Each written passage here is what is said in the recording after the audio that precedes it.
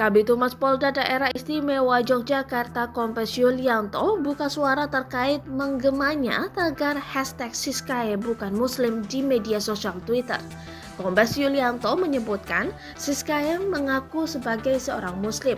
Siskae juga mengaku masih menjalankan sholat walau tidak tertib. Saya kemarin sempat tanya yang bersangkutan, apakah kamu Muslim?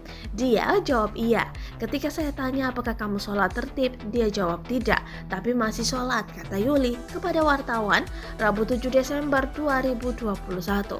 Fakta mengenai agama Siskae juga didapatkan polisi dengan mengecek KTP. Dalam foto KTP-nya, Siskae tampak mengenakan hijab. Selain itu, tertulis pula di KTP bahwa Siskae beragama Islam. KTP-nya Islam, foto KTP yang bersangkutan juga pakai jilbab, kata Yuli.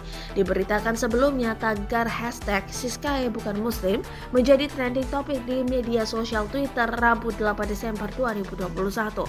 Rupanya, tagar tersebut muncul setelah beredar video Siskae ditangkap dengan mengenakan hijab berwarna hitam. Dalam video yang beredar, Siskae berjalan didampingi seorang wanita. Siskae mengenakan hijab berwarna hitam dan celana jeans warna biru.